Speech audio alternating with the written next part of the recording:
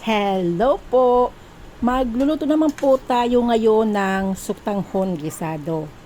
Yung mga sangkap po pala nito ay na-prepare ko na, kaya for today's video ay magluluto na lang po tayo.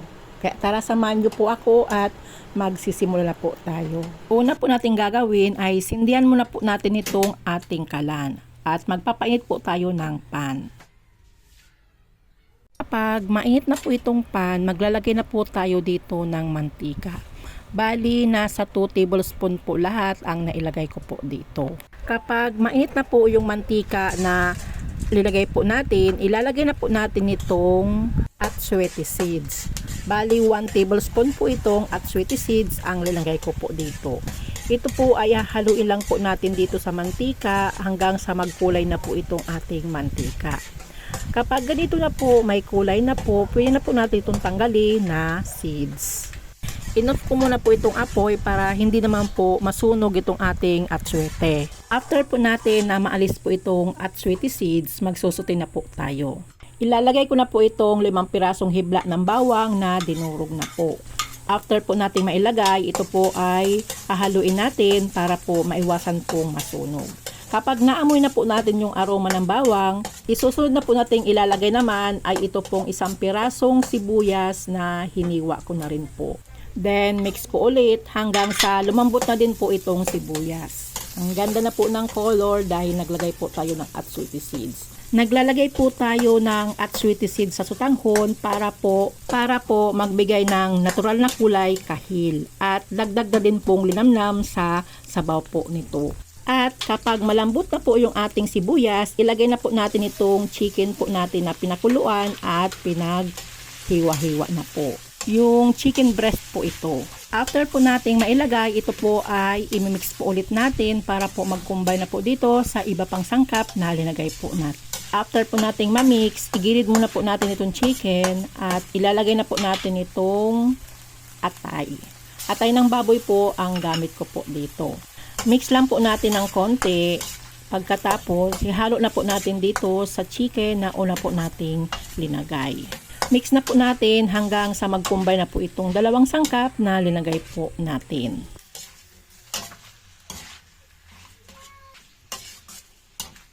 After po natin na ma-mix, maglalagay na po tayo dito ng seasoning. Optional lang po ang paglalagay po nito. Sunod naman po natin ilalagay ay ito pong 1/2 teaspoon na durog na paminta. Then mix po ulit natin hanggang sa mag-combine na po dito sa mga dinagay po natin. After po nating ma-mix naman po ito, isusunod na po nating ilalagay naman ay ito pong mga gulay. Ang mga gulay po na linagay ko po dito ay ito pong carrots, bagu beans at repolyo. Pwede rin po kayo dito magamit or maglagay ng chicharo dahil wala po akong nakuha kaya hindi na po ako maglalagay. Mas masarap kung kumpleto po talaga yung mga gulay na ilalagay po natin dito. Huwag po kayo mag-alala kung naparami po yung mga gulay na linagay ninyo kasi mamaya kapag naluto na po ito ay konti na lang po ito. Maglagay na din po tayo dito na mga 2 to 3 tablespoon na soy sauce. After po nating mailagay, ito po ay hahaluin po ulit natin. Tingnan nyo naman po, habang po naluluto na po yung gulay ay nagkokonti na lang po. Hindi po natin ito i-overcook kasi mas masarap po, medyo crunchy pa po yung gulay po natin mamaya. Hindi po natin ito uubusin na pakukuluan.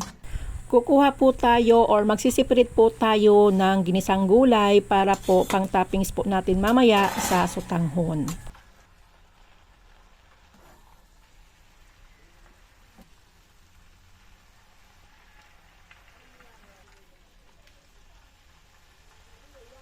After po nating mag-separate ng pang toppings po natin mamaya, ito pong natira ay maglalagay na po tayo dito ng tubig or yung pinakuluan po natin ng chicken.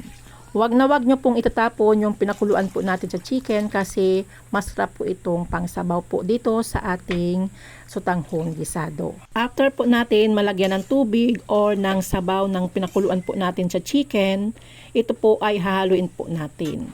After po natin itong mahalo, hahayaan lang po natin muna ito hanggang sa ito po ay kumulo na. Maglalagay na din po tayo dito ng isang pirasong chicken cubes. Dahil natatabangan pa po ako sa lasa po nito, kaya maglalagay po ako dito ng 1 tablespoon na patis. Then, haluin muna po natin. After po nating mahalo at dahil kulong-kulo na po ito, kaya ilalagay na po natin itong sutanghon. Bali, 500 grams po pala itong sutanghon po natin na linagay. At before ko po ito linagay po dito or lulutuin, ay binabad ko muna po ito sa tubig para po malambot na po yung ating sutanghon. After po nating mailagay po itong sutanghon noodles, ito po ay hahaluin natin para po pantay-pantay ang pagkakaluto ng ating sutanghon.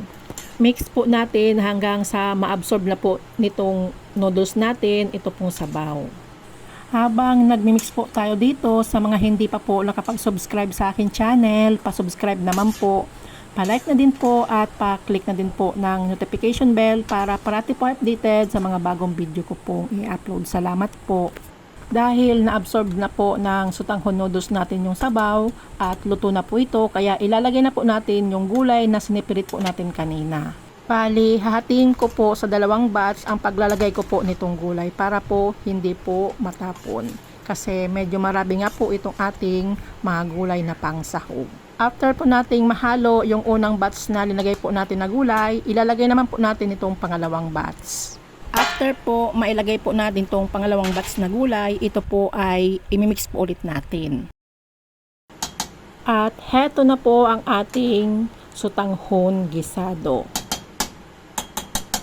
Mas maraming gulay, mas masarap po ang ating sutanghon gisado. Dahil luto na po itong ating sutanghon gisado, kaya i-off na po natin itong apoy. Thank you for watching. Don't forget to like, share, and subscribe. Tenderan Cocinera.